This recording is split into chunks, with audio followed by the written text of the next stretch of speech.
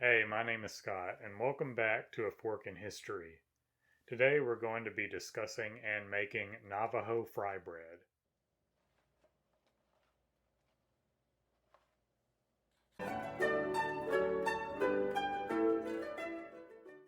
The story behind it is pretty tragic, and it's a grim page in America's history.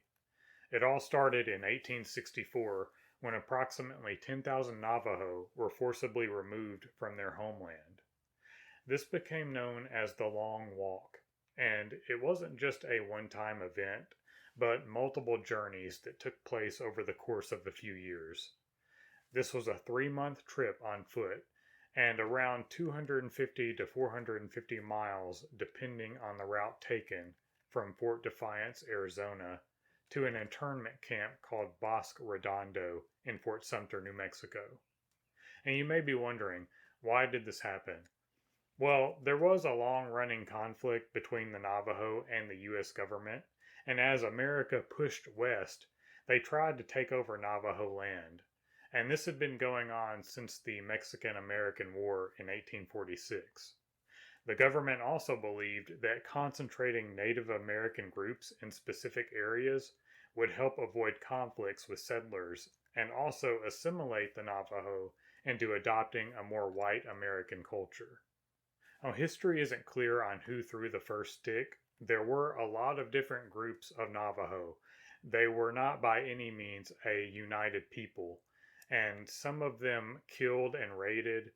Some were peaceful and tried to negotiate with the U.S. to avoid bloodshed, and most weren't involved in the conflict at all. They were just simple farmers trying to live and take care of their families. The US government's response was pretty cruel, and they decided to target the entire group of people as a whole instead of addressing individual offenders. And once the US Army began its campaign under Kit Carson in 1863, the violence escalated to a whole new level, with the goal of removing the Navajo entirely from their homeland.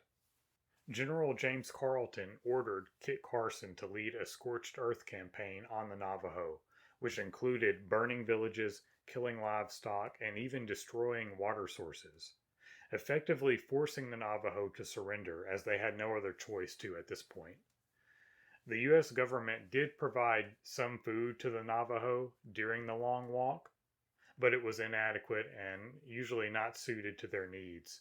The food rations were often unfamiliar, and the U.S. military didn't always supply enough food to sustain the number of people forced to march.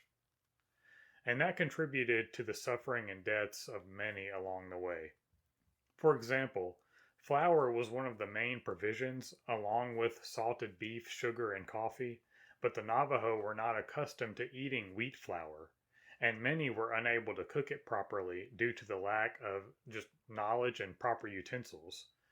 They often ate it raw or mixed it with water, and this led to dysentery. The long walk was incredibly brutal, and if the grueling journey and lack of provisions didn't kill you, the U.S. soldiers often would.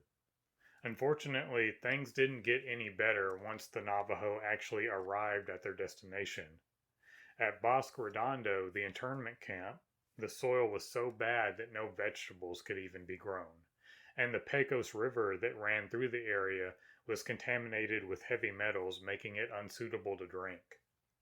To make matters worse, the U.S. also relocated the Apache to the same area, and the Apache were historic enemies of the Navajo.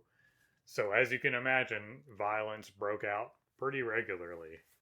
Now, after 4 gruesome years of this, it finally came to an end in 1868 when a treaty was signed allowing the Navajo to return to their homeland. The entire ordeal was recognized as an utter failure, and it resulted in the deaths of approximately 2,500 to 3,500 Navajo. I'd like to share a story from the book Oral History Stories of the Long Walk by the Dene of the Eastern Region. And this book is filled with a ton of personal stories of their experiences during the long walk and their stay at Bosque Redondo.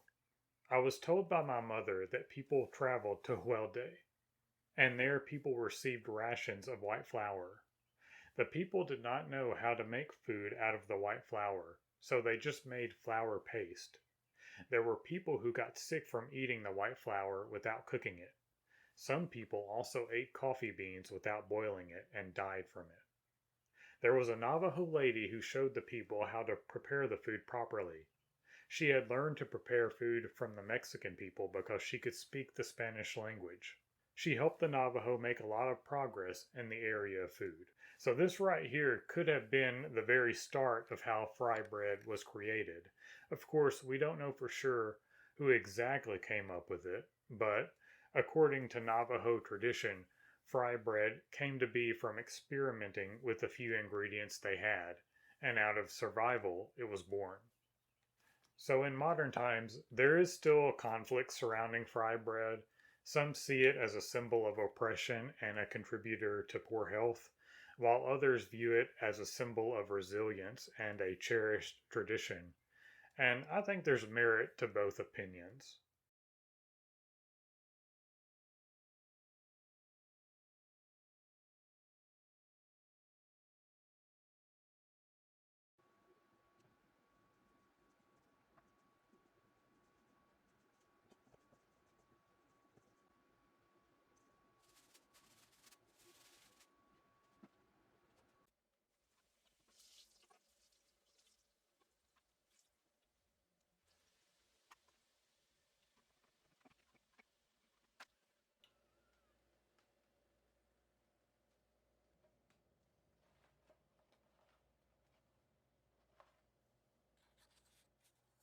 Okay, so we got our Navajo fry bread just finished, and I'm going to try a piece of it plain first because this is more than likely how they had to eat it when they were first making it due to their circumstances. So here we go. First piece of just plain Navajo bread.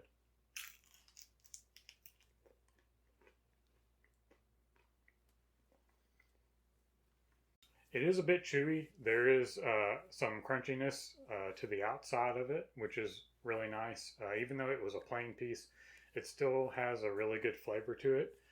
I've seen people go a sweet route or a savory route. You can go either one. I decided to top my other one with powdered sugar because I have a sweet tooth.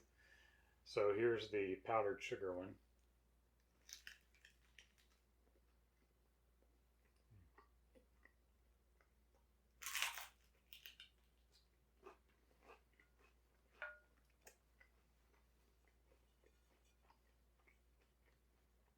Yeah, definitely gonna have to be careful with these because I could probably eat a couple of these.